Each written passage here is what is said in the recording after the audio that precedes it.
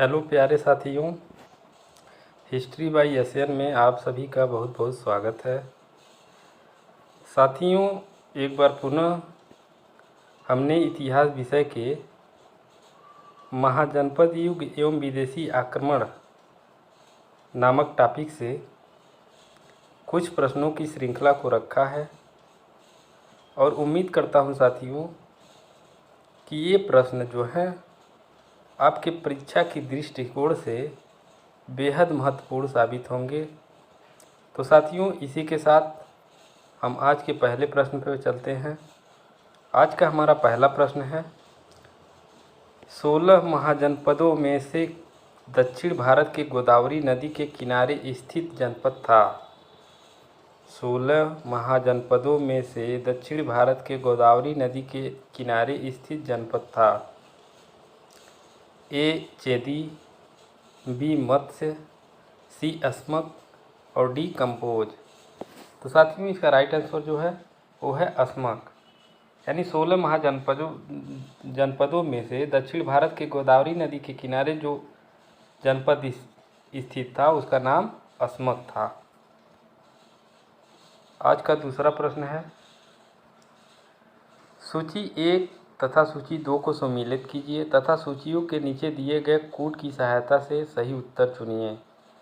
सूची 1 है राजा, प्रदोत, उदयन, प्रसेनजीत, अजातशत्रु। सूची 2 है राज्य, मगध, वत्स, अवंती, कौशल।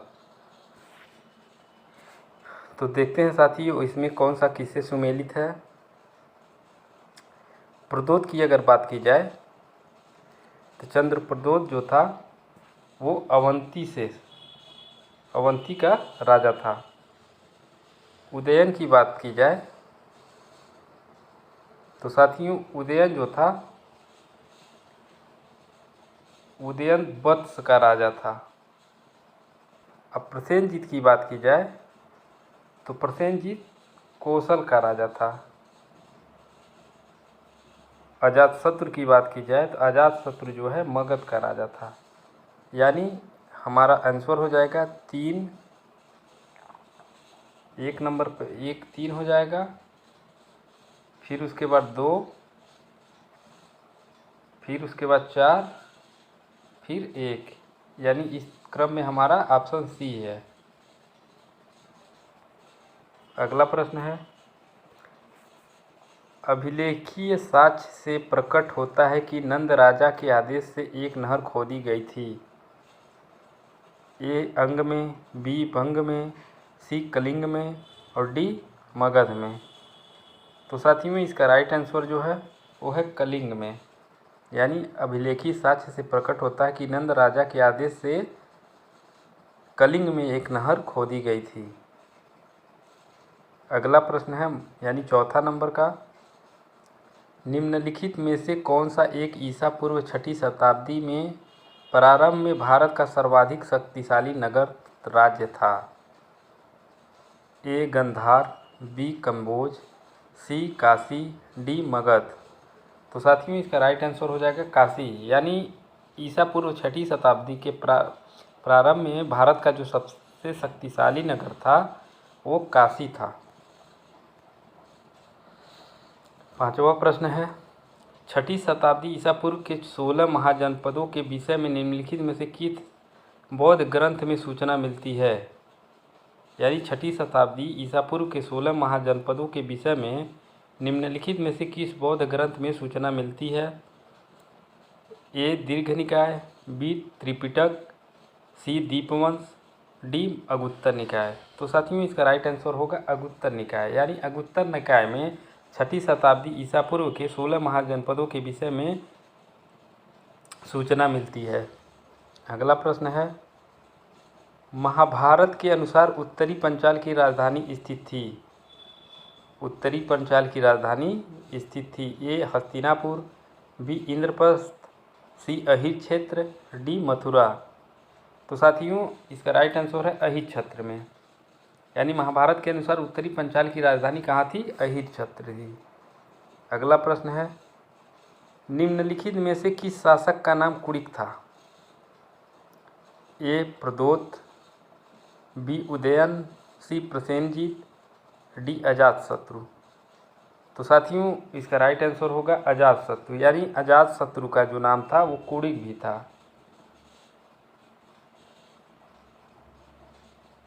अजातशत्रु का कुणिक भी नाम था। 8वां नंबर का प्रश्न है, चंपा किस महाजनपद की राजधानी थी? चंपा किस महाजनपद की राजधानी थी? ए मगध, बी बज्जी, सी कौशल, डी अंग। तो साथियों इसका राइट आंसर है अंग। चंपा की राजधानी अंग थी, यानी अंग की राजधानी चंपा थी।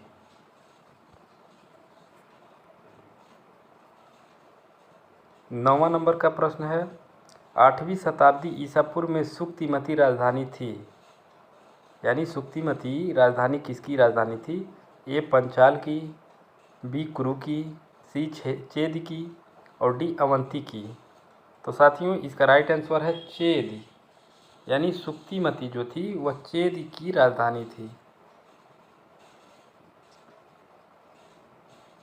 10वां नंबर प्रश्न है, प्राचीन श्रावस्ती का नगर विन्यास किस आकृति का है? ये है वृत्ताकार, बी है अर्धचंद्राकार, सी है त्रिभुजाकार, डी है आयताकार।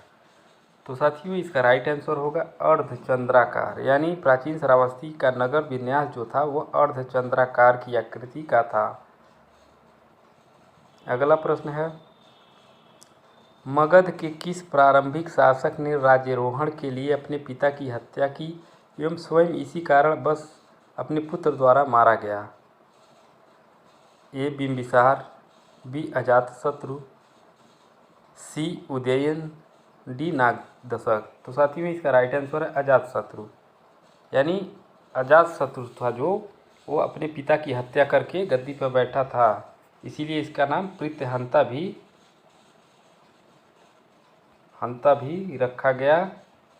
और कहा गया है साथियों कि इतिहास अपने आप में स्वयं को दोहराता है, तो इसी तरह से इसका पुत्र जो था वो भी इसको मारकर गद्दी प्राप्त किया था। अगला प्रश्न है, राजा नंद का उल्लेख करने वाला प्राचीनतम अभिलेखी प्रमाण है?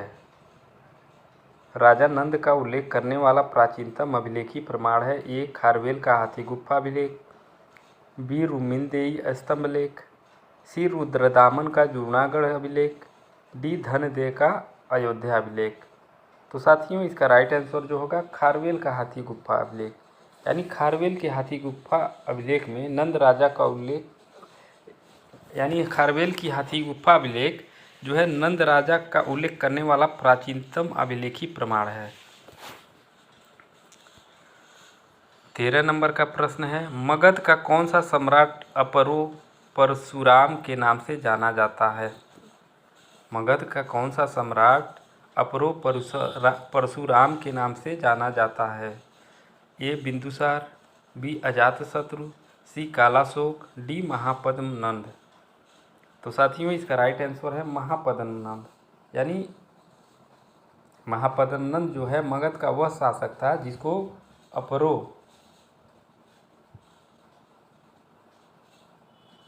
परशुराम के नाम से जाना जाता था। 14 नंबर का प्रश्न है, युद्ध भूमि में बड़ी संख्या में सैनिक मारे जाने अथवा आहत हो जाने के बाद किस भारतीय गण अथवा राज्य की स्त्रियां ने सिकंदर के विरुद्ध शस्त्र धारण किया था? ए है अभिसार, बी है ग्लौसाई, सी है कठ, डी है मत्सग। तो साथियों इसका राइट आंसर है मत्सग, यानी मत्सग की स्त्रियां जो थी वो सिकंदर के विरुद्ध शस्त्र धारण की थी। अगला प्रश्न है 15 नंबर का, उस वीर भारतीय राजा का नाम बताइए। उस वीर भारतीय राजा का नाम बताइए जिसे सिकंदर ने झेलम के तट पर पराजित किया था। ए है आम्भी, बी है पुरुपोरस, सी है चंद्रगुप्त मौर्य, डी है महापद्म नंद। तो साथियों इसका राइट आंसर है पुरु, यानी पोरस को सिकंदर ने झेलम के तट पर पराजित किया था।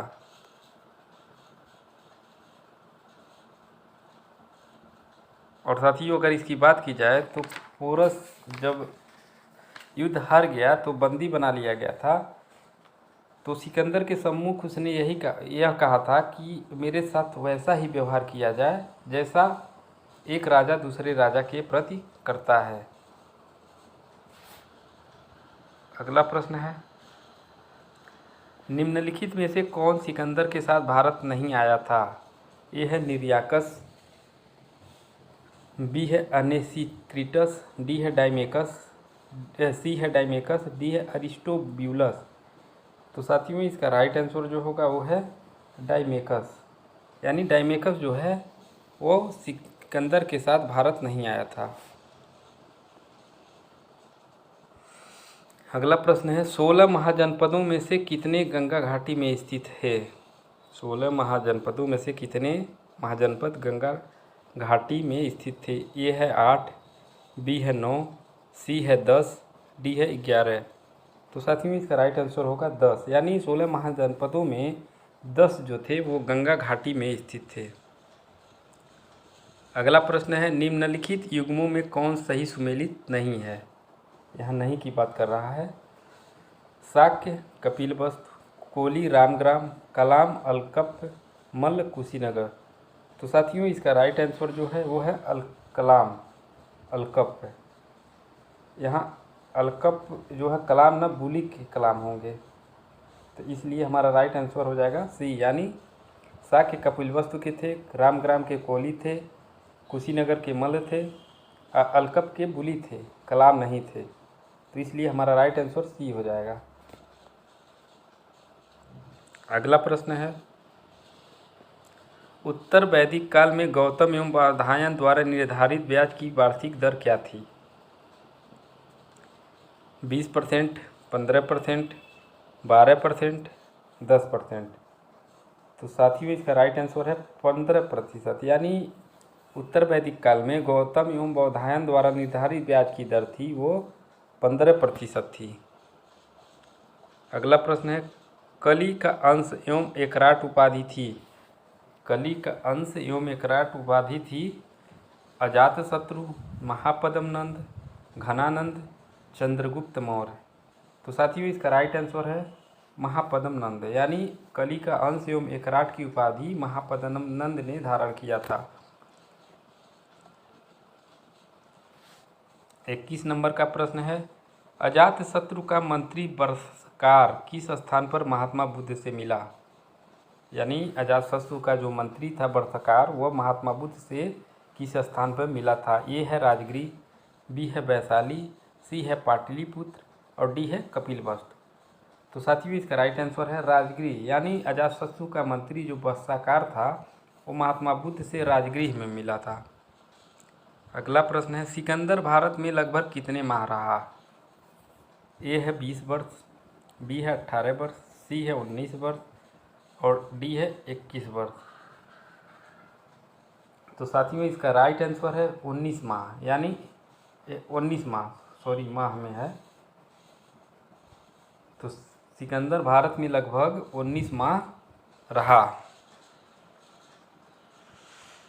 किस यूनानी इतिहासकार ने सिकंदर के आक्रमण के समय मैसग दुर्ग का विस्तृत विवरण दिया है?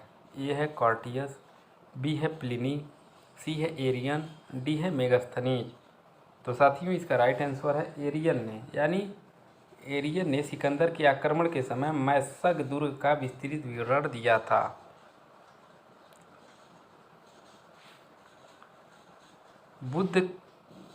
बुद्ध काल में कितने गणराज्य थे? 24 नंबर का प्रश्न है, बुद्ध काल में कितने गणराज्य थे? 10, 15, 20, 5। तो साथियों इसका राइट आंसर है 10, यानी बुद्ध के काल में कुल 10 गणराज्य थे। 10 गणराज्य थे, गणराज्यों की जो संख्या थी वो 10 थी। 25 नंबर का प्रश्न है, मगध साम्राज्य का पहला शिकार कौन राज्य था? मगध साम्राज्य का पहला शिकार कौन राज्य था? ए काशी, बी अंग, सी कोसल, डी बज्जी। तो साथियों इसका राइट आंसर है अंग, यानी मगध साम्राज्य का पहला शिकार जो था अंग महाजनपद था। अगला प्रश्न है, श्रावस्ती अधोलिखित किस नदी के किनारे स्थित थी? ए अनोमा, बी अचिरावती, सी रोहिणी, डी हिरण्यवती। तो साथियों इसका राइट आंसर जो है अचिरावती, यानी श्रावस्ती जो थी वो अचिरावती नदी के तट पर स्थित थी। 27 नंबर का प्रश्न है, वर्ष, उपवर्ष, बारुचि, कात्यायन एवं पर्णिनि जैसे विद्वान उत्पन्न हुए थे? ए है वैदिक काल में, बी है नंद काल में, सी है मौर्य काल में, डी है संगम युग में। तो साथियों इसका राइट आंसर है नंद काल में, यानी वर्ष, उपवर्ष, बरुचि, कात्यायन एवं पर्णिनि जैसे विद्वान जो थे वो नंद काल में उत्पन्न हुए थे। अगला प्रश्न है 28 नंबर, अजातशत्रु ने किस गणराज्य के साथ 16 वर्षों तक युद्ध किया? ये है पावा और कुशीनगर के मल, दो है मिथिला के विदेह, सी है वैशाली के लिच्छवी, डी है रामग्राम के पुली। तो साथियों इसका राइट आंसर जो होगा वो होगा वैशाली के लिच्छवी, यानी अजातशत्रु ने वैशाली के लिच्छवी गणराज्य के साथ 16 वर्षों तक युद्ध किया था। अगला प्रश्न है, किस शासक को ग्रीक लेखकों ने अग्रमीज एवं जैंद्रमीज नाम से पुकारा? किस शासक को ग्रीक लेखकों ने अग्रमीज एवं जैंद्रमीज नाम से पुकारा? ए है सिकंदर, बी है घनानंद, सी है अशोक, डी है चंद्रगुप्त। तो साथियों में इसका राइट आंसर जो है घनानंद,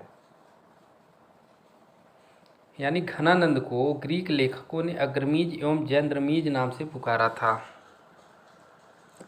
30 नंबर का प्रश्न है, पाटलिपुत्र का संस्थापक कौन था? ये है बिंबिसार, बी है अजातशत्रु, सी है उदयभद्र, डी है शिशुनाग।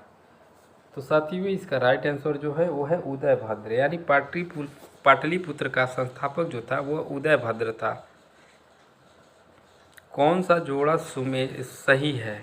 31 नंबर का प्रश्न है, कौन सा जोड़ा यहाँ सही है? कौशल चंपा, वत्स कौशाम्बी, कुरु कंपिल्य, मत्स्य अहिर क्षेत्र। तो साथियों इसका राइट आंसर है जो वो है वत्स कौशाम्बी, यहाँ क्योंकि कुरु का पंचाल हो जाएगा।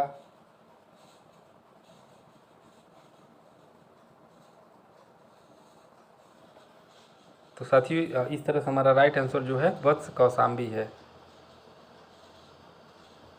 और शेष तीनों सुमेलित नहीं हैं। अगला प्रश्न है, प्राचीन नगर तक्षशिला निम्नलिखित में से किनके बीच स्थित था? सिंधु तथा झेलम, झेलम तथा चिनाव, चेराव तथा रावी, रावी तथा ब्यास। तो साथियों इसका राइट आंसर है सिंधु तथा झेलम,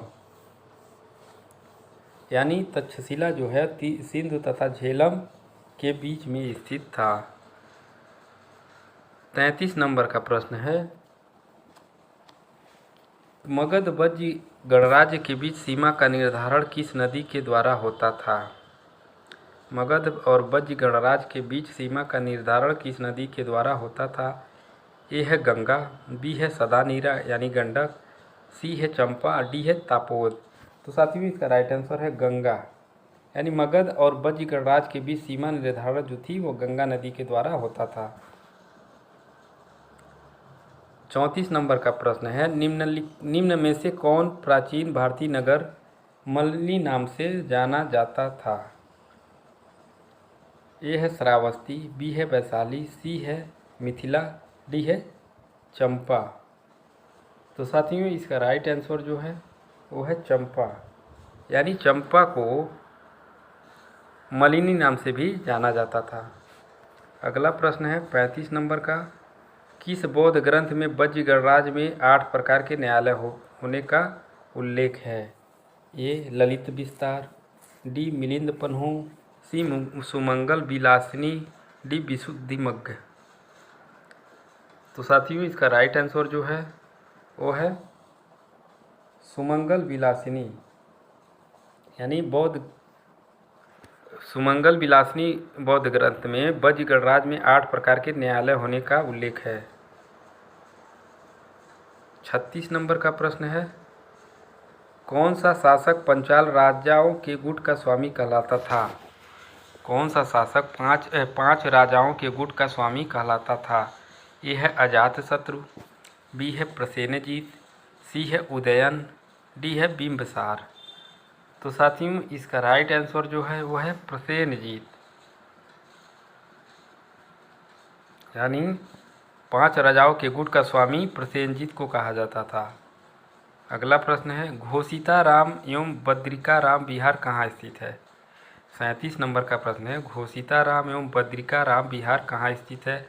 ए है राजगीर में, बी है वैशाली में, सी कौशाम्बी में, डी है श्रावस्ती में।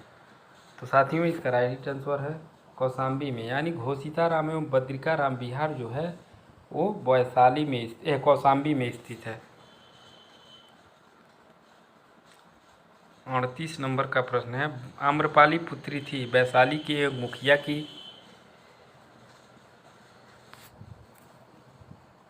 वैशाली के महान वैद्य की, वैशाली की एक धनाढ़ नागरिक की, वैशाली के एक कवि की।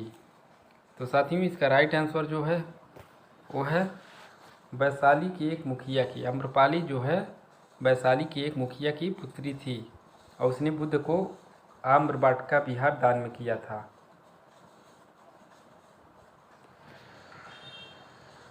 अगला प्रश्न है, निम्नलिखित में से किसकी पहचान कुसुमपुर से की जाती है?